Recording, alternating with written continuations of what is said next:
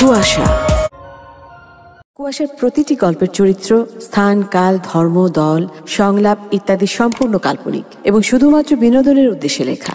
গল্প বা গল্পের কোনো চরিত্রের সাথে বাস্তবের যে কোনো সাদৃশ্য সম্পূর্ণভাবে কাকতালীয়। এখন চৈতির মেসেজ। চাপাতা সুগার, আচ্ছা ডাইম না ডিম, ভীম, অয়েল। কিসের অয়েল? চুলে দেবার নাকি খাওয়ার? লিখবে তো ঠিকঠাক মতন। বাংলা ইংরেজির যত সব চকা খিচুড়ি। এইটা না আটা। টিস্যু, ওকে। প্রত্যেকটা জিনিস নিচের দোকানে পাওয়া যায়। কেন যে চৈতি বাসা থেকে বের হতে চায় না? হোমসিক একটা মেয়ে। আবার জলা আনবা মাস, তো বুঝতে পারছি না। জলা মানে কি? হিব্রু ভাষায় লেখছে। ডায়াল করি।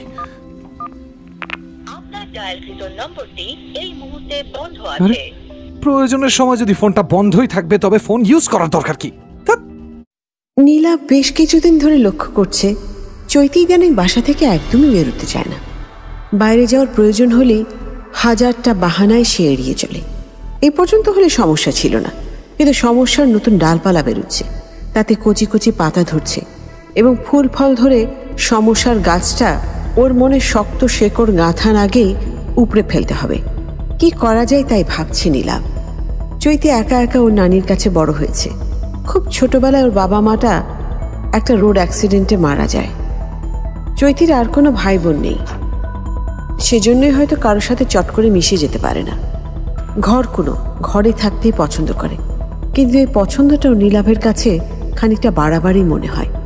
আত্মীয় স্বজন, বন্ধু বান্ধব, কলিগ কোনো জোনেই এই চৈতি স্বাচ্ছন্দ্য বোধ করে না, কেমন যেন ঘাবড়ে যায়।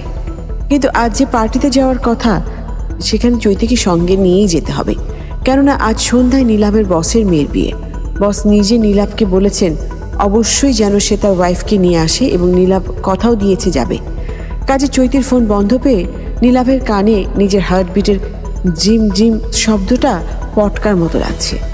আজ চৈতিকে ছাড়া বিয়ে বাড়িতে গেলে প্রেস্টিজ যথেষ্ট পাংচার হবে। কি ব্যাপার বলো তো? ফোন বন্ধ কেন? লম্বা বাজারের লিস্ট মেসেজ পাঠিয়ে ফোনটা বন্ধ করে রেখেছো কেন বলো তো? ওফো, ব্যাটারি সিগন্যাল দিচ্ছিল। আমি রান্নাঘরে কি কাজ করতে করতে একদম ভুলে গেছি। সরি গো। নির্ঘাত চার্জ 0 হয়ে গেছে, ফোন বন্ধ হয়ে গেছে। চিন্তা করো, আমি টেরই পাইনি। আচ্ছা, লাস্টে কি লিখেছো ওটা বলো তো? জলা মানে কি? আর সেই দিন না 5 লিটার সয়াবিন আনলাম, লিখেছো অয়েল। তা কি অয়েল লিখবে তো? তোমার অয়েল আনিনি আমি। চার্জ ছিল না, তাড়াতাড়ি পাঠাতে গিয়ে এমনটা হয়েছে। সরিষার তেল লাগবে। আর ওটা লিখেছি কলা, সকালে নাস্তার সময় লাগবে। তুমি নিজেও তো হিসাব রেখে নিয়ে আসতে পারো না কি? যাই হোক, চা দাও কড়া করে। এত তাড়াহুড়োর কি প্রয়োজন ছিল বলো তো? আবার চার্জার খুঁজে পাচ্ছিলে না, রাইট? আমি না বুঝি না, এত কিছু থাকতে 3-3টা চার্জার কি করে একসঙ্গে উধাও হয়ে যায়। যাকে, আর বেশি টাইম নেই, 1 ঘন্টার মধ্যে রেডি হয়ে যাবে। আমরা এই 7টা 7:30টার মধ্যে বেরিয়ে পড়বো। আমি যাব না প্লিজ, তুমি যাও না। আমার এখন সাজগোজ করতে ইচ্ছে করছে না একদম। মাথাটাও ধরেছে। মাথার ভিতরে তোমার এখন সাইক্লোন হলেও তোমাকে রেডি হতে হবে। ওই নতুন পার্পল শাড়িটা পরো, আজকের প্রোগ্রাম মিস করা যাবে না। তোমার সব কলিগরা যাচ্ছে, সেখানে আমি কি করব? ভ্যারেন্ডা বাজবে। চৈতি, আমি আর কথা খরচ করতে পারবো না। যাও, তোমার হাতে সময় 1 ঘন্টা। যদি বাসায় সাজতে ইচ্ছে না করে কোনো পার্লারে চলে যাও, আমি টাকা দিচ্ছি। শাড়ি পরা, মেকআপ, চুল সেট সব প্যাকেজ ছেড়ে আসো। পার্লারে ওসব ভূতের মতো সাজ আমার কোনোদিনও ভাল লাগে না। সারাক্ষণ চোখ মুখ বন্ধ করে বোকার মতো আয়নার দিকে তাকিয়ে থাকো। মেকআপ ম্যান তার নিজের ইচ্ছা মতো আমার চেহারাটাকে একদম অচেনা বানিয়ে তারপরে এতগুলো টাকা নিয়ে নেয়। নিজেকে দেখে ভয় লাগে বাবা। তোমার গদ বাঁধা বাহানার গল্প আমি শুনতে চাচ্ছি না চৈতি। শাড়ির সঙ্গে ম্যাচিং করে একটা টিপ আর লিপস্টিক পরো, চুলে একটা ফুল নাও, রুবির ছোট্ট গয়নাটা পরো, যথেষ্ট। যাও যাও। আমি না যাই প্লিজ। চৈতি, মানুষ যে সামাজিক প্রাণী এই কথাটা জানো? তুমি একা একা সমাজ সংসার বাদে মানুষ হয়েছ, কিন্তু আমি তো তা নই। আমার 5 জনের সঙ্গে সমাজে চলতে হয়। তোমার এসব উদাসীনতা আমাকে লজ্জার মধ্যে ফেলে। এটা কি বোঝো তুমি? বাইরে যেতে আমার ভয় লাগে। মানে তুমি তো ঘরেও ভূতের ভয়ে তটস্থ হয়ে থাকো। তুমি অযথা আমার সঙ্গে রাগ করো না তো। আমার প্রবলেমটা একবার বোঝার চেষ্টা করো নীলাভ। আমার সবসময় ভয় লাগে, মনে হয় কেউ আমার ক্ষতি করবে। মানুষের ভিড়ে সেই ভয়টা আরো তীব্র হয়। তুমি কি মানসিকভাবে অসুস্থ চৈতি? জানি না, আমি বুঝতে পারছি না। আমার ভীষণ ভয় লাগে নীলাভ। এই বাড়িতে একা একা থাকতেও ভয় লাগে। এই যে এখন এই মুহূর্তে আমার তোমাকেও ভয় লাগছে। মনে হচ্ছে তুমি রাগ করে আমাকে মেরে ফেলবে। তো তুমিও আমার শত্রু। কি বলছো এসব আবল তাবল? তুমি প্রায় একটা দুঃস্বপ্ন দেখতে, এটা আমি জানি, কিন্তু কিন্তু আমাকে, চারপাশের মানুষকে কেন ভয় পাবে? এটা তো ভালো লক্ষণ নয়। কালই ডাক্তারের কাছে নিয়ে যাবো তোমাকে আমি। প্লিজ, আজ আমি কোথাও যাব না। আমার কিচ্ছু ভাল লাগে না, কিচ্ছু না। কি অত ভাবনা তোমার চৈতি? বলো তো আমাকে, মনের ভেতরে সব ভাবনা খুলে বলো প্লিজ। শেষ পর্যন্ত চৈতি বিয়েতে যায়নি। যথারীতি নীলাভ গেল এবং একটা মিথ্যা গল্প ফেঁদে সবাইকে ম্যানেজ করলো। নীলাভ ভেবেছিল আজ চৈতির সঙ্গে খুব রাগ করবে, প্রয়োজনে তুমুল ঝগড়াও বাঁধাবে। অথচ সবই দুর্কল্পনা। চৈতিকে সত্যি সত্যি অসুস্থ লাগছিল। বিয়ের পরপরই চৈতি মাঝরাতে বিকট চিৎকার দিয়ে ঘুম থেকে উঠে বসত। কিছুতেই আর ঘুমাতো না। ও নাকি ভয়ঙ্কর একটা দুঃস্বপ্ন দেখে, কিন্তু কি দুঃস্বপ্ন সেটা বলতে পারে না। তখন ডাক্তার দেখানো হয়েছিল। ডাক্তার বলল নতুন পরিবেশ, ঘুমের সমস্যা, এইসব 7-17। ঘুমের ওষুধ আর কিছু ভিটামিনস দিয়েছিল। ছেড়েও গেল, কিন্তু এখন তো নতুন সিমটম। না, বাড়িতে চৈতিকে একা রেখে কিছুতেই বিয়ের অনুষ্ঠানে মন লাগছে না। নীলাভ তড়ি ঘড়ি ফিরে এলো, আর ফিরে এসে দেখে, আরে এ কি, দরজা খোলা কেন? চৈতি, চৈতি! উফ, মেয়েটা মেইন দরজা খোলা রেখে আবার কোথায় গেল? এই রুমে তো নেই। আজও ওয়াশরুমে। চৈতি, চৈতি, ভেতরে কি তুমি আছো? থাকলে দরজা খোলো প্লিজ। দরজা খোলো, দরজা খোলো প্লিজ। আমি নীলাভ। তুমি এসেছো? ওই লোকটা যে এসেছিল সে কোথায়? কে এসেছিল? তুমি আগে বাইরে আসো, তুমি আগে বাইরে আসো। মেইন দরজা খোলা রেখে তুমি এমন এমন অদ্ভুত ভাবে ওয়াশরুমে কি করছো? নীলাভ, আমি ভীষণ ভয় পেয়েছিলাম। আমার শরীরটা খুব খারাপ লাগছে। একদম ভিজে গেছো তো। চলো চলো, চেঞ্জ করবে। তোমার শরীর এত খারাপ, তবে আমাকে ফোনে বলনি কেন? আমি চলে আসতাম।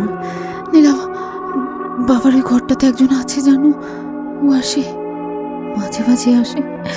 ও আমাকে মেরে ফেলবে। বাবার ঘরে কেউ অনেক দিন থাকে না, তাই ঘরটাকে ভূতেরে মনে হয় বোকা। আচ্ছা তুমি বলো তো, মেইন দরজা এভাবে খোলা রাখতে হয়? চোর ডাকাতের ভয় আছে না? আজকাল কত রকম মানুষ শহরে ভরে গেছে, আর কখনো এমনটা করবে না। আমি ইচ্ছা করে করিনি। কলিং বেল বাজলো, দরজা খুললাম, আর অদ্ভুত কিংভূত আকার দেখতে কেউ একজন দরজার বাইরে দাঁড়িয়েছিল। ওর হাতে ধারালো অস্ত্র ছিল, আমাকে মেরে ফেলতো। তাই এক দৌড়ে পালাতে গিয়ে ওয়াশরুমে বসেছিলাম। চৈতি, চৈতি, আমার কেন যেন মনে হচ্ছে তোমার এই অহেতুক ভয়টা দিন দিন অসুখে পরিণত হয়ে যাচ্ছে। বাসায় কেউ একজন থাকলে হয়তো ভালো হতো, কিন্তু আমাদের এমনই কপাল, দুজনেই প্রায় পরিবার বর্জিত। আমার সব বাইরে, আর তোমার তো আপন বলতে কেউ নেই। নীলাভ, তুমি কি কটা দিন ছুটি নেবে? আচ্ছা ঠিক আছে, এখন চলো, বাইরে থেকে খাবার নিয়ে এসেছি, খেয়ে দিয়ে ঘুমাবো। ফ্রেশ ঘুম দরকার তোমার। না না, কাছে আসবে না বলছি তো। তুমি কাছে এসো না, খবরদার। না, কে কে তুমি? কথা বলো, কি চাও? জ্যোতি, জ্যোতি, হ্যাঁ জ্যোতি, আরে তুমি তুমি তুমি বাবার ঘরে কখন এসেছো? কেন এসেছো? অন্ধকারে কি করছো এখানে তুমি? আমি একটা ভয়ঙ্কর দুঃস্বপ্ন দেখেছি। দুঃস্বপ্ন ভয়ঙ্করই হয়, দুঃস্বপ্ন সবাই দেখে, কিন্তু তুমি এখানে কেন? তুমি তো আমার পাশে শুয়ে ঘুমাচ্ছিলে। কে যেন স্বপ্নের মধ্যে আমাকে টেনে হিঁচড়ে এই ঘরে নিয়ে এসেছে। এই যে, এই দেখো, হাতটা কেমন লাল হয়ে আছে। চলো ঘরে চলো। বাবার ঘরে কোনো ভয়ঙ্কর আত্মা বা ভূত বাস করে। ওই ভূতটা আমাকে সব সময় ডাকে, জ্বালাতন করে জানো। তুমি না থাকলে সারাক্ষণ আমার পেছনে পেছনে ঘুরে বেড়ায়, ঘাড়ে গরম নিঃশ্বাস ফেলে। আচ্ছা আচ্ছা ঠিক আছে, এবার চলো তো।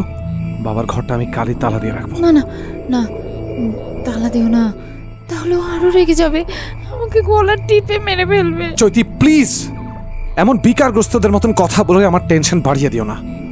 তোমাকে সাইকিয়াট্রিস্টের কাছে নিয়ে যেতে হবে, এবং সেটা খুবই দ্রুত। কেন? আমি কি পাগল নাকি? সত্য কথা বললে বুঝি সাইকিয়াট্রিস্ট দেখাতে হয়? তোমাকে আমার প্রবলেম বলবো না তো কাকে বলবো? এই তো এখন যেভাবে কথা বলছো সেটা ঠিকঠাক লাগছে। এভাবে কথা বললেই তো আমার আর ভয় থাকে না। কি সব ভূত প্রেত ভয়ঙ্কর আত্মা দুঃস্বপ্ন কেউ মেরে ফেলবে তোমাকে, এসব যখন বলো তখন সত্যি সত্যি চৈতি আমার কেমন যেন মনে হয় তোমাকে। আমি ঠিক আছি, তুমি বরং বাসাটাই চেঞ্জ করে ফেলো। কি বলো এসব? এটা আমাদের অনেক পুরনো বাড়ি। এখানে শুধু আমিই জন্মাইনি, আমার বাবাও জন্মেছিলেন। তাছাড়া নিজের পৈতৃক ভিটা ছেড়ে যাবোটা কোথায় বলো? এই বাড়িতে নিশ্চয়ই এমন কোনো ঘটনা ঘটেছিল যার অভিশাপ এখন ওই বাড়িটা বয়ে বেড়াচ্ছে। ছোটবেলায় নানুর কাছে রূপকথার গল্প শুনতে শুনতে বড় হয়েছে তো, তাই সব কিছুতে কল্পনার রং লাগিয়ে গল্প বানিয়ে ফেলাটা অভ্যেস মতন হয়ে গেছে তোমার। চলো এখন ঘুমাতে হবে, সকালে অফিস আছে তো। তুমি না বললে ছুটি নেবে? আহা, সেটা তো বাড়িতে বসে থেকে হবে না, অফিসে পৌঁছে ফর্মালিটিস মেনে তবে তো নাকি। নীলাভ চৌধুরীর বর্তমান বাড়িটা পৈতৃক। বাড়িটার বয়স অনেক হলেও বাইরে থেকে বোঝা যায় না, কারণ অসংখ্যবার বাড়ির গায়ে রং চুন আর সংস্কারের প্রলেপ পড়েছে। পুরনো বাড়ি হলেও ঠিকঠাক করে ভেতরের ডিজাইনটাতেও কিছুটা পরিবর্তন এসেছে। একসময় এই দোতলা বাড়িটাতে সব কয়টা ঘরেই লোকজন গম গম করত, তবে বাইরে থেকে একান্নবর্তী পরিবার মনে হলেও ভেতরে চাপা তুষের আগুনের মতো একটা গরম পরিবেশ ছিল সব সময়। সেসব অনেক আগেই চুকি বুকে গেছে। খুবই সাধারণ গোছের বাড়িটা। নীলাভের বাবা আদম চৌধুরীর মৃত্যুর পর বাড়িটা যেন খাঁ মরুভূমি, কারণ নীলাভের দুই ভাই ইটালির বাসিন্দা। ওরা নাকি দেশে আসার সময় করতে পারে না। আর চৈতি, সে তো আরও নিঃসঙ্গতার উদাহরণ। যাই হোক, চৈতির অবস্থা এখন ঠিক বোঝা যাচ্ছে না। সময় সময় মনে হয় কোনো সমস্যাই নেই, সব ঠিকই আছে। আবার মনে হয় মেয়েটা কোনো ভয়ঙ্কর সমস্যার ভেতর দিয়ে যাচ্ছে। সব কিছুর যোগফল মিলিয়ে নীলাভ চৈতিকে একজন সাইকিয়াট্রিস্টের কাছেই নিয়ে এলো। বসুন আপনারা। কেমন আছেন মিসেস চৈতি? ভালো। মিস্টার নীলাভ, আমি চৈতির হিস্ট্রিটা পড়েছি। ম্যাম, আসলে আমি ভীষণ দুশ্চিন্তায় পড়ে গেছি। প্রথম দিকে ও শুধু ভয় পেত আর বলতো দুঃস্বপ্ন দেখছে, কিন্তু এখন অবস্থা যা দাঁড়িয়েছে, ও আমাকে মাঝে মাঝে নিজের শত্রু ভাবে। ওর ভয়টা এত তীব্র হয়েছে যে ওর রাতে ঘুমাচ্ছে না পর্যন্ত। ঘুমালেই কেউ এসে ওনাকে মেরে ফেলবে এমন আশঙ্কা করছে, তাই তো? জি ম্যাডাম।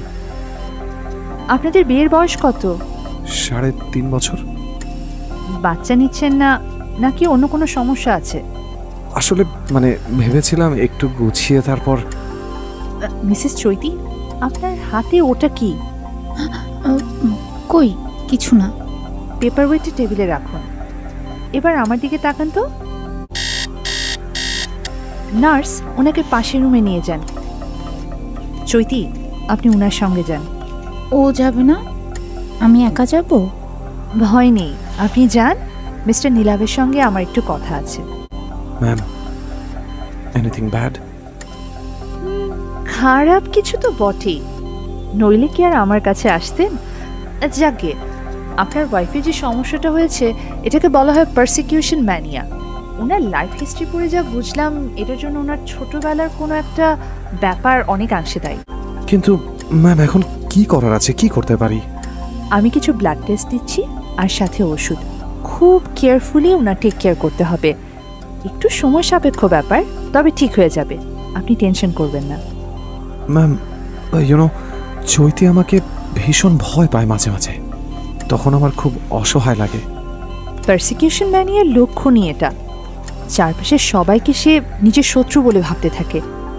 আচ্ছা, আপনি কি এমন কোনো আচরণ করেছেন কখনো চৈতির সঙ্গে যে আপনার প্রতি তার কোনো তীব্র ক্ষোভ জমে আছে? তেমন মেজর কিছু আমার মনে পড়ছে না, তবে চৈতি খুব চাইতো মা হতে। আমি আসলে একটু সময় নিয়েছিলাম। এটা ওনার মনে ভীষণভাবে দাগ কেটেছিল হয়তো, আপনি বুঝতে পারেননি। আর তাই এখন আপনার স্ত্রী আপনাকে তার শত্রু ভাবছে। পরিচিত অপরিচিত কল্পনার কেউ সকলকে নিয়েই তিনি শত্রু ভাবার এই আতঙ্কে একদম অস্থির হয়ে থাকে। আপনাকে বন্ধুর মতো সবসময় ওনার সাথেই থাকতে হবে, বিশ্বাস করাতে হবে আপনি ওনার শত্রু নন, কারণ ওনার আশপাশের আপনজন বলতে তো আপনিই বেশিটা দখল করে আছেন। আর পুরনো দুঃস্বপ্নটা? এটা অতিরিক্ত টেনশনের বহিঃপ্রকাশ, একটার সঙ্গে আরেকটা রিলেটেড। ও হ্যাঁ, আর কিছুদিন আপনার স্ত্রীকে মোটেও একা রাখবেন না প্লিজ। চৈতি এখন সম্পূর্ণ সুস্থ, আর কোনো সমস্যা নেই। পারসিকিউশন ম্যানিয়ার সব লক্ষণ যেন এক চুটকিতে হওয়া। অবশ্য এক চুটকি বললে ভুল বলা হবে, তার জন্য কাঠখড় যা পোড়ানোর তা পোড়াতে হয়েছে নীলাভকে। অফিসে সবটা বলে একটা লম্বা ছুটিও বাগিয়ে নিয়েছিল, কিন্তু এখন ছুটি তো শেষ। নীলাভের ভেতরে ভেতরে এখন নতুন আতঙ্ক, যদি একা একা থেকে আবার চৈতির কোনো প্রবলেম হয়। সবচেয়ে ভালো সিদ্ধান্ত চৈতি যদি মা হতে পারে, কিন্তু ডাক্তার বলে দিয়েছেন যতদিন ওষুধ চলবে ততদিন কনসিভ না করাই উত্তম। কথায় আছে না, যত মুশকিল তত আসান। সত্যি চিন্তার গভীর সমুদ্রে ভাসছে ডুবছে নীলাভ। আর তক্ষুনি অবাস্তব একটা ঘটনা ঘটল যেন। হুট করে যে লোকটা নীলাভের বাড়ির দরজায় এসে দাঁড়ালো, সে যে কোনোদিন ফিরে আসতে পারে নীলাভ স্বপ্নেও কল্পনা করেনি। কেননা উনি দেশ ছেড়েছেন তারপরে 15 বছর তো হবেই। কে আপনি? কাকে চাচ্ছেন? আমি তোমার সীতু দাদু। নীলুবাবু, আমি চিনতে পারছো না? ভারত চলে গেছিলাম। তোমার দাদার খাস লোক, বন্ধু, পরামর্শদাতা সবই তো আমি ছিলাম, সত্যনারায়ণ। ও মাই গড, আপনি সীতু দাদু? মানে মানে মানে সত্য দাদু কবে ফিরেছেন ইন্ডিয়া থেকে? আসুন আসুন, ভেতরে আসুন। গেটের পাশে আমার একটা ট্রাঙ্ক রয়েছে দাদু, ওইটা আনার ব্যবস্থা করো। বয়স হয়েছে, শরীরে অত জুত নেই আগের মতো, শরীর আর চলে না। আমি এক্ষুনি আনছি, আপনি বসুন তো এখানে, বসুন। চৈতি, এই চৈতি, এদিকে এসো একবার, দেখো কে এসেছে। চৈতি বুঝি এই বাড়ির লক্ষ্মী, তাই না? বিয়ে থা করেছো সেই খবর পেয়েছিলাম। আমার এক খুড়তুতো দাদা বাংলাদেশ থেকে গেল বছর ভারত গিয়েছিল, তার কাছে এই বাড়ির খবর কিছু পেয়েছিলাম। এত বছর এই বাড়ির নুন খেয়েছি, তাই খোঁজ খবর না নিয়ে পারি না বাবু। তা উপরের ঘরগুলো কি সব বন্ধ থাকে? হ্যাঁ দাদু, বন্ধই থাকে, লোকজন নেই তাই দরকার পড়ে না। তাছাড়া ওপরের বাথরুমগুলো আর সারা হয়নি, নিচের সব কিছু নতুন করে টাইলস করে নিয়েছি। ও নীলবাবু, আমি কিন্তু কয়টা দিন এই বাড়িতে থাকবো বলে এসেছি। দাদু, আপনি এই বাড়িতে থাকবেন আর অনুমতি চাইছেন আমার কাছে? আপনার কোলে পিঠে আমার বাবা, আমি, আমার অন্য 2 ভাই মানুষ হয়েছি। কি যে বলেন এসব! তখন কাজ করতে পারতাম, আর এখন বয়সের বেলা ডুবেছে, একটু হাঁটলে চললেই হাঁপিয়ে উঠি, তাই অনুমতি চাইছি। সচল টাকা ছেঁড়া হলেও চালানো যায়, আর অচল পয়সা চকচক করলেও মূল্য নেই। সংসার বড় আজব জায়গা, সংসারে সচল আর অচলের বিস্তর ফারাক। এত কথা আমাকে বোঝাতে হবে না দাদু, কি খাবেন এখন সেটা বলুন। এই বেলা আমি আর কিছু খাই না। দাদু, আপনি এসে যে আমার কত উপকার হয়েছে কি বলবো। আপনার এই মুহূর্তে আসাটা আমার জন্য একটা আশীর্বাদ। নীলবাবু, আমি উপরে তোমার ঠাকুরদার ঘরটাতে যদি থাকতে চাই, আপত্তি আছে? কোনো আপত্তি নেই, কিন্তু আপনি সিঁড়ি ভেঙে ওঠানামা করতে পারবেন? অসুবিধা হবে না? নিচতলায় বাবার ঘরটাতে না হয় থাকুন। না, আর অসুবিধা হলেও আমাকে ওই ঘরটাতেই যে থাকতে হবে। খাওয়ার সময় না হয় কষ্ট করে নিচে নেমে আসবো। আপনি অত ভাববেন না তো। এই 3 বেলার খাবার যদি উপরে দিয়ে আসতে পারি তবে আমার নিজের কাছেই শান্তি লাগবে। আপনার পিঠে ঘোড়া চড়ে সারা বাড়ি ময়দা পেয়ে বেরিয়েছি আমি, আর এতটুকু করতে পারবো না দাদু? তোমার অন্য 2 ভাইয়ের চেয়ে তুমি বরাবরই আমার খুব নেওটা ছিলে, এখনো তাই দেখছি। অনেক অনেক কথা হয়েছে, এবার একটু বিশ্রাম নেবেন, চলুন। চৈতি, হাই চৈতি। কে কে আপনি? আপনাকে তো আমি চিনি না। আমি রূপিণী। হাই, আমার সাথে আয়। হাই, ওই যে সত্যনারায়ণের সে বাড়িতে, ওকে মেরে ফেল, মেরে ফেল ওকে। ও সাক্ষাৎ শয়তান। কি বলছেন এসব? উনি তো খুব ভালো মানুষ, তাছাড়া খুবই বয়স্ক। ওনাকে আমি মারবো কেন? মারবি, ওকে মারবি, ওকে মারবি বলেই তো এত দূর নিয়ে এলাম। দেশ ছেড়ে পালালে কি পাপ মোছা যায় রে? আপনি কে বলেন তো? আমি এ বাড়ির বিশেষ একজন খাস মেহমান। আরে সব কি স্বপ্ন দেখলাম আমি? আমি কি আবার তবে অসুস্থ হয়ে যাচ্ছি? আশ্চর্য, সত্য দাদুকে মারার কথা বলছে যে রূপিণী, উনি কে? গড, কি বাজে স্বপ্ন। নীলাভকে ফোন দিই একটা। হ্যালো নীলাভ, কখন ফিরবে তুমি? এই তো 7:30 বাজবে হয়তো। কেন বলো তো? সত্য দাদুর শরীর ভালো আছে তো? ওনার দিকে একটু খেয়াল রাখবে, বুঝলে? তোমাকে তো বলেছি ওনার অবদান আমাদের পরিবারে কতটা ছিল। আচ্ছা রাখছি। শোনো, আমি না একটা অদ্ভুত স্বপ্ন দেখলাম জানো। দুপুরে চোখটা একটু লেগে গেছিল, আর তখন স্বপ্ন অদ্ভুতই হয়, দুঃস্বপ্ন তো দেখোনি, তাহলেই হবে। এখন ছাড়ছি, বাসায় এসে কথা বলবো। তোমার যদি খারাপ লাগে তবে দোতলায় সত্য দাদুর কাছে গিয়ে কিছুক্ষণ গল্প করো, ভালো লাগবে। আচ্ছা, বাই। আরে এ কি, সত্য দাদুর ঘর বন্ধ কেন? দুপুরে ঘুমানোর অভ্যাস আছে নাকি ওনার? ডাকবো না, থাক। কিসের শব্দ হচ্ছে ভেতরে? সত্য দাদু, দাদু, কিসের শব্দ হচ্ছে ভেতরে? বৌমা, তুমি নিচে যাও, আমি আসছি, একটা জরুরি কাজ করছি। যাও যাও, নিচে যাও।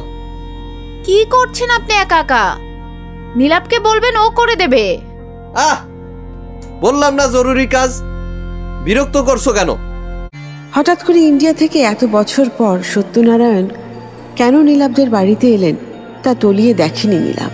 কিন্তু চৈতির কাছে লোকটাকে খুব রহস্যময় লাগে। চৈতি তো সুস্থ, কিন্তু হঠাৎ করে উনি বাড়িতে আসার পরপরই আবার অদ্ভুত স্বপ্ন দেখতে আরম্ভ করেছে। এর আগে দুঃস্বপ্নের কথা ওর কিছুই মনে থাকতো না, সবই অস্পষ্ট ছিল। কিন্তু এখন কেউ একজন চৈতির কাছে আসে, যার নাম রূপিণী। কেই ভদ্রমহিলা? চৈতি রূপিণীর মুখ স্বপ্নে স্পষ্ট দেখেছে, ভীষণ সুন্দরী। এই সুন্দরী মহিলার সঙ্গে সত্যনারায়ণের কি সম্পর্ক? কেন রূপিণী স্বপ্নে এসে চৈতিকে বলে লোকটাকে মেরে ফেলতে? না, সব রহস্যের সমাধান করতে হলে নীলাভের হেল্প লাগবেই। যদিও নীলাভ সত্যনারায়ণকে চোখ বন্ধ করে বিশ্বাস করে এবং ভালোবাসে, তবুও সবটা ওকে জানতেই হবে। বয়স্ক মানুষটা দরজা বন্ধ করে কি এমন কাজ করছে যে চৈতিকে ভেতরে ঢুকতেই দিল না? এর আগে তো কখনো সত্যদাদু এত রেগে কথা বলেননি। ভেতরের শব্দটা শুনে মনে হচ্ছিল উনি কিছু একটা ভাঙছে। এত লুকোচুরি কেন এই বয়সে? উনি তো যথেষ্ট আপ্যায়ন, শ্রদ্ধা, ভালোবাসা পাচ্ছেন এই বাড়িতে। তবে আচ্ছা, রূপিণী নামের কাউকে তুমি চেনো? না তো। কে এই ভদ্রমহিলা? নামটা তো বেশ মেজাজি। যাও তো, ইয়ার কি না, একটু মনে করে দেখো না, চেনো এই নামের কাউকে? আরে বাবা না, চিনি না। তার আগে বলো কেন, কি হয়েছে? তোমাকে বলেছিলাম না সেদিন অদ্ভুত একটা স্বপ্ন দেখেছি। আর তো শুনলেই না, বললে ওসব নিয়ে মাথা না ঘামাতে। স্বপ্নে রূপিণী নামের একজন আমাকে বলেছে সত্য দাদুকে মেরে ফেলতে। কি? তোমার আবার নতুন কোনো ম্যানিয়া তৈরি হচ্ছে না তো? আমার কেন জানি তোমার ওই সত্য দাদুকে খুব সন্দেহ হয়। ওনার মধ্যে ভীষণ রকম রহস্য আছে। উনি লোকটা সুবিধার নয়। প্লিজ চৈতি, উল্টা পাল্টা মন গড়া স্বপ্ন নির্ভর বানোয়াট কথা বলবে না একদম। উনি আমাদের ভীষণ শ্রদ্ধার মানুষ। এত বছর পর হঠাৎ এ বাড়িতেই কেন এলেন? আবার ওই দোতলার ওই ঘরটাতেই কেন থাকতে চাইলেন সেটা বলো তো। সন্দেহ করা তোমার অভ্যেস হয়ে গেছে। ওনার এদেশে তেমন কেউ নেই। সারা জীবন যে শ্রম উনি এই বাড়িতে দিয়েছেন তাতে যে কোনো ঘরে উনি থাকতে পারেন। ওনাকে আমরা এই বাড়ির সদস্যই মনে করি, সবাই তাই করত। তাহলে রূপিণী কে? তোমার কল্পনার রূপকথার কোনো চরিত্র। প্লিজ এ বিষয়ে আর কোনো কথা বলো না। সত্য দাদুকে নিয়ে তো নয়, ওকে? বাবার ঘরের উপরের মাথার ঘরটাতে উনি আছেন। বাবার ঘর থেকেই কেউ একজন, মানে কোনো অশরীরী ডাক আমি এর আগেও পেয়েছি, মনে আছে তোমার? তারপর ওই যে অসুস্থ হলাম। পুরোনো কথাগুলো ভুলে যাও, বর্তমান নিয়ে ভাবো এবং সুস্থ থাকার চেষ্টা করো। বাবার ঘরের চাবিটা আমাকে দাও। কেন, আবার অসুস্থ হতে ইচ্ছে করছে? না, অসুস্থতার ভয় নেই, আমি অন্য কারণে চাইছি। চৈতি, এই চাবি দেওয়া যাবে না। নিজের বাড়ির তালা ভাঙাটা কি শোভন হবে? তুমিই বলো। এতটা জেদ করছো কেন? তোমার সঙ্গে জেদ করা যায় এবং জেদ করার রাইট আমার আছে, তাই। আমার ড্রয়ারের বাঁ পাশে কাগজপত্রের নিচে রাখা আছে, নিয়ে নাও। থ্যাঙ্কস। যদি আবার উল্টাপাল্টা ভেবে আমাকে জ্বালাও, আমি একদম বনবাসে চলে যাবো এবার। তুমি একা থাকবে এ বাড়িতে। শান্তিতে থাকাটা পছন্দ হচ্ছে না তোমার, না? বনবাসে যাবে? ভালো বন পাবে এ দেশে? কেন, সুন্দরবনে যাব। বনবাসে যখন যাবে সুন্দরবন কেন, পচা কোনো বনে যাও। ঘুমাও তো, নাই কাজ তো খই ভাজ। ঘুমানোর সময় রাজ্যের গল্প। তোমার নানিকে পেলে হতো, গল্প বলে বলে তোমার মাথাটা এত জট বেঁধে দিয়েছে, কি আর বলবো। খবরদার, আমার নানিকে নিয়ে কিচ্ছু বলবা না। তুমি আমার সত্য দাদুকে নিয়ে কিচ্ছু বলবা না, বুঝেছো? হ্যাঁ বুঝছি, নিজের বেলায় সবই 16 আনা। চৈতি, হায়, আমার সাথে আয়। কোথায়? কে তুমি? আবার এসেছো কেন? আমি রূপিণী, সত্যনারায়ণকে মারতে হবে। আয়, আমার সাথে আয়। চলো।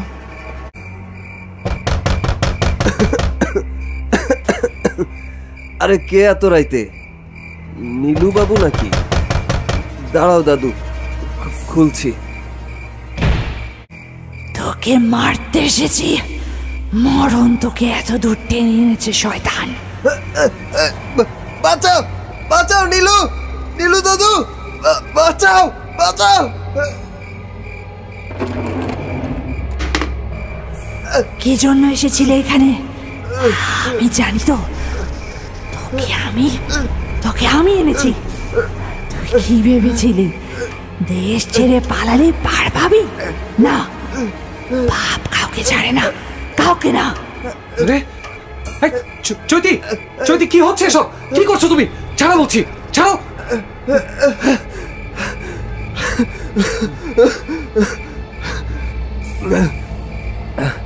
নীলু দাদু, পানি দাও এক গ্লাস। দমটা আর একটু হইলেই বাইরে হয়ে যাইতেছিল। অসুস্থ মেয়ে একটা, কি করছে এমন বয়স্ক লোকটাকে দেখেছো? তুমি কি মানুষ? আরেকটু হলে উনি মারা যাচ্ছিল। আমি ঠিক সময় চলে না এলে একটা অঘটন ঘটে যেত চৈতি। তুমি তুমি খুনির পরিচয় পেতে। আমার কোনো দোষ নেই নীলাভ, ওই রূপিণী। Just shut up. দাদু আসবো? এসো। আজ শরীরটা কেমন লাগছে দাদু? এই তো ঠোঁটের উপর দমটা বেঁধে আছে মনে হইতেছে। আমি চৈতির হয়ে আপনার কাছে জোর হাতে ক্ষমা চাচ্ছি। বারবার ক্ষমা চাওয়ার প্রয়োজন নাই। তোমারে দুইটা কথা বলতে চাই। তোমরা আধুনিক যুগের মানুষ, জানি না বিশ্বাস করবে কিনা। আচ্ছা আপনি বলেন না। বৌমার শরীরে একটা খারাপ আত্মা বাসা বেঁধেছে। ওই আত্মাকে এখনই সরাতে না পারলে সে আত্মা তোমাদের বড় ধরনের ক্ষতি করে দেবে। আসলে দাদু, ও একা একা বড় হয়েছে তো, স্নেহ ভালোবাসা পরিবারের বন্ধন অতটা ছিল না বলে ওর কিছু প্রবলেম হয়েছিল, এটা ঠিক। এই ঘটনার সাথে কোনো আত্মা বা অশরীরীর কোনো সম্পর্ক নেই দাদু। তুমি খেয়াল করনি জানি, কিন্তু আমি দেখেছি ওর মধ্যে ওই রূপিণীর ছায়া আছে। রূপিণীর কথা চৈতি আমাকে বলেছিল। তাকে নাকি চৈতি স্বপ্নে দেখে। আপনিও জানেন রূপিণী কে? আচ্ছা সত্য দাদু, কে এই ভদ্রমহিলা? ভদ্র? কাকে ভদ্র মহিলা বলছো? ওই খারাপ মহিলা তোমাদের পরিবারের এক কলঙ্কের নাম। ইতর শ্রেণীর মানুষ সে, বদ। মানে একটু খুলে বলেন না প্লিজ। রূপিণী তার রূপ যৌবন আর ছলা কলার বাদ দিয়ে তোমার দাদা মশাইকে বশ করতে চেয়েছিল। আমার জন্য সুবিধা করতে পারেনি। আমি তার কৌশল ধরে ফেলি। যখন কোনো কুল কিনারা পাইনি, তখন বিষ খেয়ে এই বাড়িতে আত্মহত্যা করে। এ খবর কেউ কোনোদিন জানতে পারেনি পর্যন্ত। হাজারটা দোষ গুণের মতো এই ঘটনা আমি মুখ বন্ধ করে গিলে খেয়েছি। কিন্তু কিন্তু ওই রূপিণীর বদ আত্মা আমাকে শান্তি দিচ্ছিল না। শান্তির জন্যই এই বৃদ্ধ বয়সে আমি আবার এ বাড়ির পথ বাড়ালাম। এর একটা বিহিত করা এখন সবচেয়ে জরুরি। আপনারা পুরনো দিনের ভ্রান্ত ধারণা থেকে বের হতে পারবেন না জানি। আমি সত্যি বিষয়টা নিয়ে উত্তেজিত নই আসলে। তোমার জানা দরকার। এতকাল পর সত্যিটা তোমায় বললাম, কারণ বৌমায়ের সাথে জড়িয়ে গেছে। আমি এর বিহিত এবং মুক্তি চাই। তার মানে আপনি শুধুমাত্র রূপিণীর বিহিত করতে ইন্ডিয়া থেকে এত দূর এসেছেন? হ্যাঁ, তাই বৌমাকে চোখে চোখে রাখবে। আর এই নাও মন্ত্র তাবিজ, বৌমার শরীরে বেঁধে দিও। বাঁধতে দেবে না, তুমি জোর করে বেঁধে দিও। আমার কাছে সবকিছু কেমন ধোঁয়াটে আর হাস্যকর লাগছে। মানে কবে কোন কালে কে না কে বাড়িতে আত্মহত্যা করেছিল, সেই আত্মা চৈতির শরীরে ভর করেছে। এটার কোনো সায়েন্টিফিক ব্যাখ্যা নেই দাদু। আপনি অযথা এসব ভাববেন না প্লিজ। চৈতির কোনো একটা প্রবলেম আছে, সেই প্রবলেমের জন্য ডাক্তার আছে। তাবিজে কিছু হবে না। সব যদি বিজ্ঞানের ভাবনাই হতো, তবে লোকে শ্মশানে বা কবরস্থানে ঘর বেঁধে বাস করে না কেন? বিজ্ঞানের ভাবনা আর কল্পনার ভয় কোনো কিছু নিয়ে নীলাভের অত মাতামাতি কোনোদিনই ছিল না। কিন্তু এবারে রূপিণী নামের ওই মহিলার যে গল্পটা রয়েছে, সেটা নীলাভের সঙ্গে কোনোদিন কারো মুখে শোনেনি।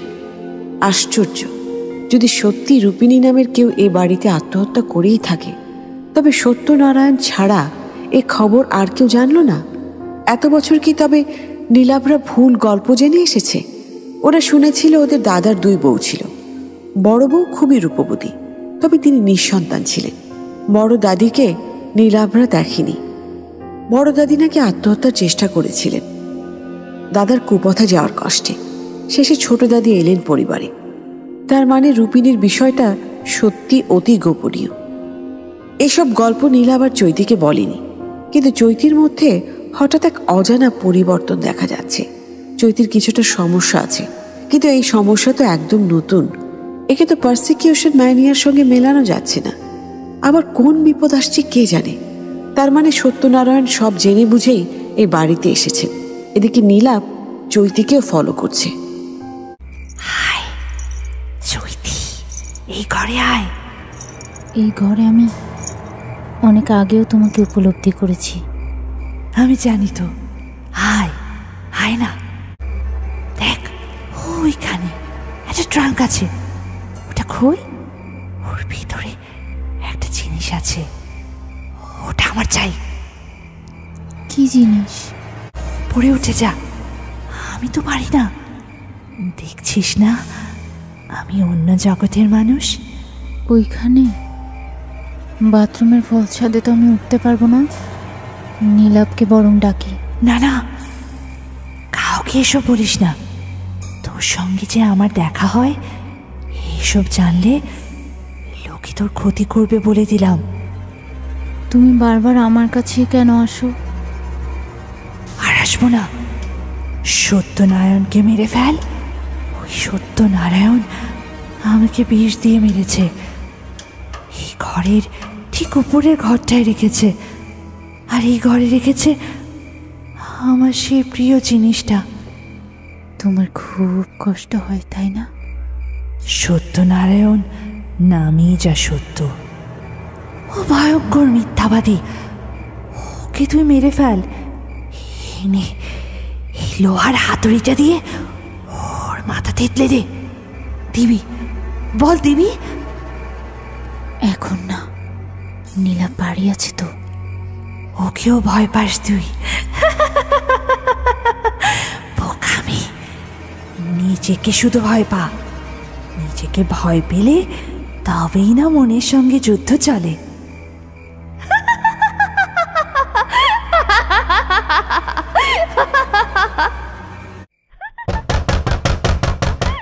চৈতি, এই চৈতি, দরজা খোলো। এত রাতে তুমি বাবার ঘরে কেন এসেছো? একটা জিনিস খুঁজতে। কি জিনিস? এই ঘরে তোমার কি জিনিস?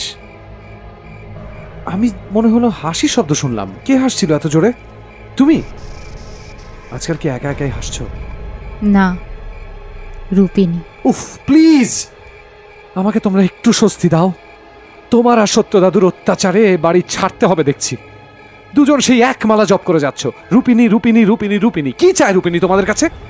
রূপিনী তো বহু বছর আগে মারা গেছে শুনলাম। মরা মানুষ জীবিত মানুষের সঙ্গে যোগাযোগ করে, এমন কথা শুনেছো কোনোদিন? ওই বাথরুমের ফলস ছাদে একটা জিনিস আছে, উঠে দেখবে একবার? হাস্যকর। তুমি চাইলে আমি তোমার সঙ্গে রূপিনীর দেখা করিয়ে দিতে পারি। করবে দেখা? আমি আসলে বেশ বুঝতে পারছি, পৃথিবীর সমস্ত সাইকিয়াট্রিস্ট গুলে খাইয়ে দিলেও তোমার কোনো পরিবর্তন হবে না। তোমাকে না কোনো ভণ্ড তান্ত্রিক বা সাধু সম্বন্ধের কাছে নিয়ে যেতে হবে। গায়েবী শিক্ষা, তুকতাক, কালো জাদু এসব বিষয়ে ট্রেনিং দিতে হবে। কারণ কি জানো? কারণ এসবই তোমার মগজটা পরিপূর্ণ। এই লাইনে তুমি খুব ভালো করতে পারবে। আমাকে অত কথা না বলে তোমার সত্য দাদুকে গিয়ে জিজ্ঞেস করো কেন রূপিনী ওকে মারতে চায়। উনি কিছু জানেন না, সব তোমার বাড়াবাড়ি। সব জানে, বলবে না। তুমি কি বিশ্বাস করো রূপিনী নামের কোনো আত্মা তোমার কাছে আসে, কথা বলে, অথবা সত্য দাদুকে মেরে ফেলতে বলে? হ্যাঁ, বিশ্বাস করি, কারণ এটাই সত্যি। যদি বিশ্বাস করোই, তবে এটা কি বোঝো যে এই রূপিনীর আত্মা তোমাকে দিয়ে একজন জীবিত মানুষকে খুন করাতে চায়? তার মানে রূপিনী কোনো বদ আত্মা হতে পারে না? তুমি নাকি আত্মায় বিশ্বাসই করো না? তবে এত কৌতূহলী প্রশ্ন করছো কেন? ভয়ে? তোমারও ভয় হচ্ছে? হ্যাঁ, ভয়। কারণ তোমাকে নিয়ে আমার যথেষ্ট সংশয় আছে, সেটা তুমি বুঝবে না। তোমাকে কালই আবার সাইকিয়াট্রিস্টের কাছে নিয়ে যাব। আমি ঠিক আছি, আমি কোথাও যাব না। তাহলে কবিরাজের কাছে চলো, ডজনখানিক তাবিজ গলায় বেঁধে ঘুরবে। এটাই তো বাকি ছিল। শুনতে পাচ্ছ? কিসের শব্দ এটা? সত্য দাদুর ঘর থেকে আসে শব্দটা। তুমি তো এই সময়টা অফিসে থাকো, আজকে ছুটি নিয়েছো, দাদু হয়তো ভুলে গেছে। মানে? ভর দুপুরে আমি ওনার খাবার দাবার দিয়ে আসার পর ওই ঘর থেকে এই শব্দটা আসে। আমি একদিন উপরে উঠে গিয়েছিলাম, দরজাটা খুলেনি, বরং প্রচণ্ড রেগে গিয়েছিলেন। তা সেটা এতদিন বলনি কেন আমাকে? তোমাকে আমি যাই বলি তাতেই তুমি ভেবে নাও আমি অসুস্থ, আমার মাথায় দোষ আছে, তাই বলিনি। আচ্ছা ঠিক আছে, আমি দেখছি ব্যাপারটা। শব্দ শুনে তো মনে হচ্ছে কিছু একটা ভাঙছে ননি, কিন্তু কি ভাঙছে? তাছাড়া ওনার শরীরের যে অবস্থা তাতে। দাদু, কিসের শব্দ হচ্ছে? কিচ্ছু না, একটা জিনিস ভাঙছিলাম। আপনি দরজাটা খুলেন, কি ভাঙছেন? আমি একটু হেল্প করি। না না দাদু, তুমি এখন যাও, আমার ব্যক্তিগত কিছু কাজ আছে। কাজ সেরে তোমার সঙ্গে দেখা করতে আমি নিজেই আসবো ক্ষণ। মধ্য দুপুরে সত্যনারায়ণ তার ঘরে কি ভাঙে সে রহস্য উদ্ঘাটন করা গেল না, কারণ সেই সময় কোনোভাবেই তিনি দরজা খোলেন না। খাবার দেয়া ছাড়া চৈতি দোতলার ওই ঘরে তেমন একটা যায় না। আর নীলাভ যদিও যায় মাঝে মাঝে, কিন্তু চোখে এমন কিছু পড়েনি যা দেখে সন্দেহ দানা বাঁধবে। কাজে চৈতির কথা তেমন আমলে আসেনি। যাই ভাঙুক, বাড়ি তো ভাঙছে না বসে বসে। সত্যিই তো তার বয়স হয়েছে ঢের, তাই বলে কি ব্যক্তিগত বলে কিছু থাকতে নেই বয়স্ক মানুষটার? তাছাড়া নীলাভ তো চৈতির আহাম্মকের মতো আচরণের জন্য সত্যনারায়ণের কাছে লজ্জায় মরমে মরে যায়। আবার গোয়েন্দাগিরি করার প্রশ্নই আসে না। কিন্তু পরদিন সকালে বিছানায় চৈতিকে পাশে না পেয়ে সব কয়টা ঘর খুঁজে নীলাভ দ্রুত দোতলায় সত্যনারায়ণের ঘরে উঠে এলো। কিন্তু এ কি?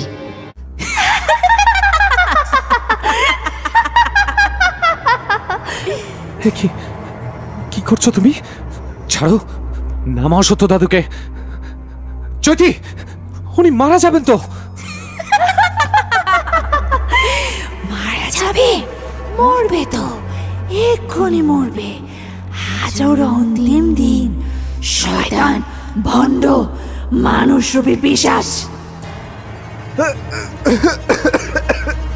নীলু, তোমার বাবার ঘরের পলসাদে একটা গোপন জিনিস আছে, ওটা উদ্ধার করো। আর আর আমার সময় শেষ।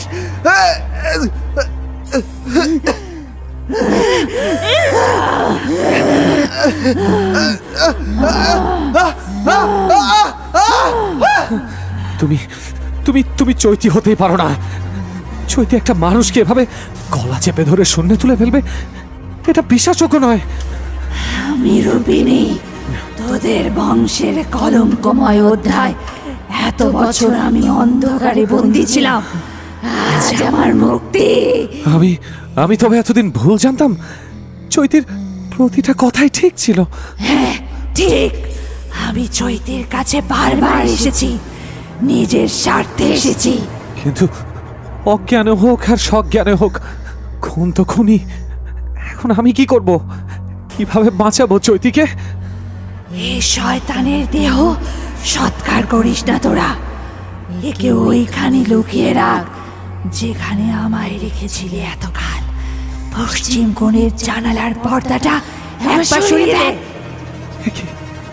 এই জানালার পাশের দেয়াল তো ভাঙা দেখছি। কে ভেঙেছে এই দেয়াল? ওই সত্যনারায়ণ ওই দেয়ালের ভেতরে প্লাস্টিকের কাগজে মুড়ে আমাকে চিরতরে ওখানে এই বাড়িতে বন্দি করে রেখেছিল। কি কষ্ট, কি ভয়ঙ্কর কষ্ট। কিন্তু কেন? দাদু তো বলেছিল রূপিণী আত্মহত্যা করেছিল। মিথ্যে, ভয়ঙ্কর মিথ্যে। ওই পিশাচ বিষ খাইয়ে আমাকে মেরেছিল। বিশ্বাসঘাতকের এমন মৃত্যুই পাওনা ছিল।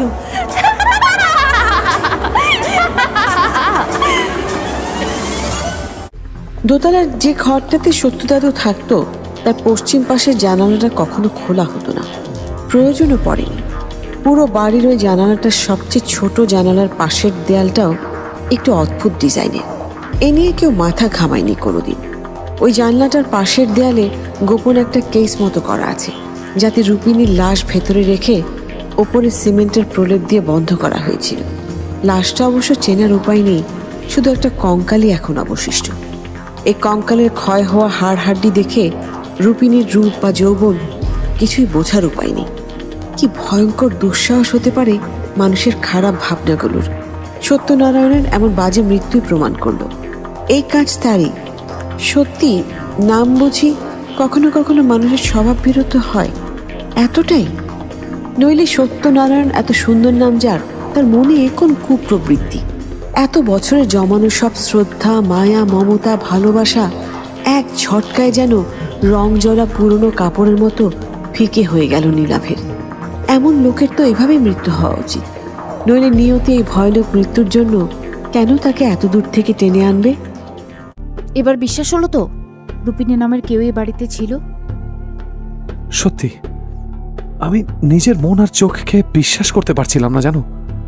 সত্য দাদুকে এত শ্রদ্ধা করতাম, আর উনি কিনা। বিষয়টা ভুলে যাও তো, সব তো মিটে গেছে। ওহো, বাবার ঘরের ফলস ছাদে যে ট্রাঙ্কটা আছে সেটার কি ব্যবস্থা করবে? সব বাদ দিতে বলে আবার নিজেই গল্পের নতুন সূচনা লিখছ? আহা, গল্পের নতুন সূচনা নয়, বরং পুরনো গল্পেরই অনেক ইম্পর্টেন্ট পয়েন্ট এটা। তোমার মনে আছে একবার রূপিণীর আত্মা আমাকে ওই ট্রাঙ্কের কথা বলেছিল? মৃত্যুর আগে সত্য দাদুও বলেছেন, তাই এত জোর দিচ্ছি। কালই ওই রহস্যের একটা ইতি টানতে হবে। এত কিছু লুকিয়ে আছে এ বাড়ির দেয়ালে, গোপন কুঠুরিতে, অথচ আমরা এতকাল কিছুই জানতে পারিনি। অদ্ভুত। জীবন থেকে অদ্ভুত শব্দটা বাদ দেওয়া যায় বুঝি? ঠিকই বলেছ। নিচতলার বাথরুমের ফলস ছাদের মোটা পাইপের পেছনে কায়দা করে একটা গোপন জায়গা করা হয়েছিল বোধহয়।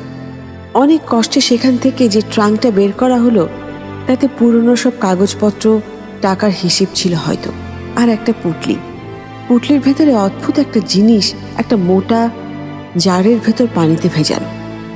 পানির রং হলুদ। নীলাভ, চৈতি দুজনে জিনিসটা চিনতে পারেনি। আর আছে বড়দাদির লেখা চিঠি। সব চিঠি তিনি সত্যনারায়ণকে লিখেছিলেন। চিঠির অনেক লেখা, কালি ছড়িয়ে কিছু বোঝা যাচ্ছে না। জোড়া তালি দিয়ে বেশ কয়েকখানা চিঠি পড়ে যে বক্তব্য উদ্ধার করা গেল তাতে এটা স্পষ্ট, বড়দাদিকে ওই রূপিণীর কথা সত্যনারায়ণই জানিয়েছিল। আর জারের ভেতর যা আছে তা হচ্ছে মরিয়ম ফুল। এই ফুল ভিজিয়ে পানি খেলে সন্তান হয়। এই জিনিস রূপিণীর কাছে থেকেই নেওয়া হয়েছিল সম্ভবত, এবং তার পরের ঘটনা খাল কেটে কুমির আনার মতো। সত্যনারায়ণ একই সঙ্গে বড়দাদির এবং দাদার হয়েও কাজ করছিল। জানতে পেরে বড়দাদি ও সত্যনারায়ণ দাদাকে হুমকি দেয়, যদি রূপিণীর সঙ্গ তিনি ত্যাগ না করেন বড়দাদি আত্মহত্যা করবেন। শুধু মুখেই নয়, কাজেও করে দেখাতে চেয়েছিলেন। বড়দাদি ধুকে ধুকে মারা যাওয়ার আগে এ বাড়িতে আসে ছোট দাদি। সত্যনারায়ণ দাদার গোপন অভিসার গোপনই রাখে, অথচ ছোট দাদি আসার পর কি কারণে এভাবে রূপিণীকে বিষ দিয়ে মেরে দেয়ালের ভেতরে চাপা দিয়েছিল তা পরিষ্কার জানা যায়নি। চিঠির সব কথা বুঝতে পারলে হয়তো আরও একটি পরিষ্কার ধারণা পাওয়া যেত।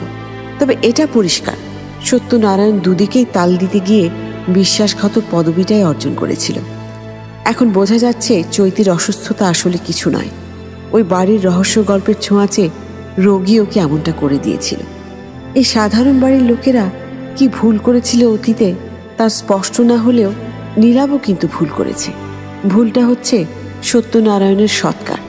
রূপিণীর আত্মা বারবার বলার পরও নীলাভ তা শোনেনি, আর তাই চৈতি, চৈতি, উঠে আয়, আয়। তুমি আবার কেন এসেছো? তোমার কঙ্কাল তো সম্মানের সাথে কবর দেওয়া হয়েছে। তোর স্বামীকে মেরে ফেল, বিশ্বাস ভঙ্গ করেছে। কি বলছো এসব? তুমি চলে যাও, যাও। আমি কোনোদিন তোর শরীর থেকে যাব না, এ বাড়ি থেকে সরবো না। কিন্তু কেন? আমার কি দোষ বলো? আমি তো তোমার কোনো ক্ষতি করিনি। কোনো উপকারও তো করিসনি। সত্যনারায়ণের দেহ কেন সৎকার করলো তোর স্বামী?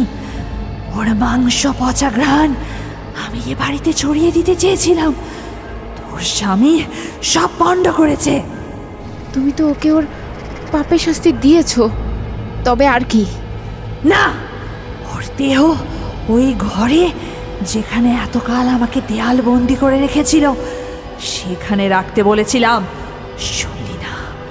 তোরা সব কয়টা বিশ্বাসঘাতক, তোদের এক এক করে মারব। নীলাভ, নীলাভ, ওঠো না, ওঠো। আমি তো ওই রূপিণীকে আবার স্বপ্নে দেখলাম। সব তো চুকে গেছে, তবে কেন ওই রূপিণী আমার পিছু ছাড়ছে না বলো তো?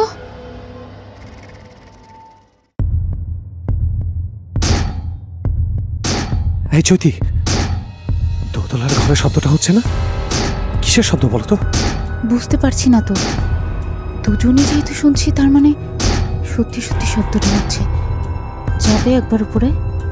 চলো তো, আবার কি হচ্ছে দেখি। আর সহ্য হচ্ছে না। নিশ্চয়ই ওই রূপিণীর আত্মা। চলো, বাড়িটা বিক্রি করে আমরা অন্য কোথাও চলে যাই। এখন তো মনে হচ্ছে তাই করতে হবে। এ কি, কে করেছে এটা? স্ট্রেঞ্জ, কিভাবে সম্ভব? পুরো দেয়াল আবার আবার ভেঙে ফেলা হয়েছে। দেয়ালের ভেতরে যে ফাঁকা কবর, সে কবর লাশ চাই, নতুন লাশ। মানে কি? তোদের কাউকে ক্ষমা করা যায় না, না। দেখুন, আমাদের আমাদের ভুল হয়ে গেছে, ক্ষমা করে দিন। চৈতি, দ্রুত এই ঘর থেকে বের হয়ে যাও। ঘরটাতে তালা দিতে হবে এখন। কিন্তু সাধারণ তলায় কি ওই রূপিণীর হাতটা বন্দি করা যাবে? যথাসময়ে ব্যবস্থা নেব। সময় নিও না, আজই একটা কিছু করো, নইলে বিপদ হবে কিন্তু। অবশেষে নীলাভ নিজে খোঁজখবর চালিয়ে সেদিনই কবিরাজকে ডেকে দোতলার ওই দরজায় আরও একটা তালা জুড়ে রীতিমতো সিলগালা করে দিল। দরজাটা নোটিশে টাঙিয়ে দিল, যাতে কেউ ভুল করে ওই সিলগালাও খুলতে না যায়। নোটিশে লাল কালি দিয়ে মোটা করে লিখে দেওয়া হয়েছে বিপজ্জনক, তার নিচে একটা বিপদের চিহ্ন। এবার বোধহয় স্বস্তি মিলল নীলাভ আর চৈতির জীবনে। কিন্তু তার এক সপ্তাহ পর হঠাৎ, সরে যান, আমাদের কাজ করতে দেন। আহা, এভাবে ভিড় করলে আমরা কাজটা ঠিকঠাক মতো করতে পারবো না তো। আরে এ কি আশ্চর্য, আপনারা কি পুলিশের বন্দুক টন্দুক দেখেও ভয় পান না নাকি? গায়ের উপর উঠে আসবেন নাকি? এই মিলন, লাঠি চালাও। এদেশে মায়ের উপরে কোনো ওষুধ নাই। এর আগে কোনোদিন জোড়া খুনের কথা শুনেন নাই আপনারা? এখন তো পত্রিকা খুললেই এইসব নিউজ পাওয়া যায়। ঘরে বাইরে রেল লাইনে এত লাশ আর খুন খারাপি হচ্ছে, পুলিশের তো দফা রফা। মিলন, ওই মিলন, চেয়ারটা সরাও। গত এক সপ্তাহ আগে অসংখ্যবার ফোন দেওয়ার পরও এখন ফোনটা বন্ধ বলছে। ব্যাপারটাতে প্রথম খটকা লাগে মোড়ের দোকানদার মালিকের, কেননা নীলাভ দোকানের টাকা দিয়ে ভাঙতি টাকা পরে নেবে বলে আর যাচ্ছিল না। মালিক শেষে বাড়িতে এলো। বেশ কিছুদিন নীলাভকে বাইরে যেতেও দেখা যাচ্ছে না। বাড়িতে কেউ নেই, অথচ দোতলা থেকে বিশ্রী লাশ পচা গন্ধ আসছিল। মালিকই আবিষ্কার করে দোতলার ভাঙা দেয়ালের সঙ্গে নীলাভ আর চৈতির বিভৎস লাশ, পচে গলে ফুলে কদাকার। দ্রুত পুলিশকে খবর দেওয়া হলো। পুলিশ শরীরে কোনো আঘাতের চিহ্ন পায়নি। এবারের অজস্র না জানার গল্পের মতো নীলাভ আর চৈতির মৃত্যুর কোনো কারণ, দোষ অথবা মুখরোচক গল্প কিছু পাওয়া যায়নি। লোকে শুধু বিস্ময় হয়ে রইল। হয়তো সত্যি সত্যি পৃথিবীতে এমন আড়ালের ভাঙা দেয়ালের অসংখ্য গল্প রয়েছে, আমরা তার কিছুই জানি না, বুঝি না। বেশ কিছুদিন তদন্তের পর দোতলায় বাড়িটাকে সিলগালা দিয়ে বন্ধ করে দেয়া হলো আর গেইটে বিপজ্জনক নোটিশ দেয়া হলো। কিন্তু বাড়ির ভেতর থেকে নাকি সব সময় উচ্চ শব্দে ইটের দেয়াল ভাঙার মতো শব্দ শোনা যায়। কে জানে কি এমন বিরামহীন দেয়াল ভেঙেই চলেছে। পৃথিবীর অসংখ্য রহস্যময় শব্দের মতো দেয়াল ভাঙার শব্দটাও বেশ নাটকীয়। কুয়াশা।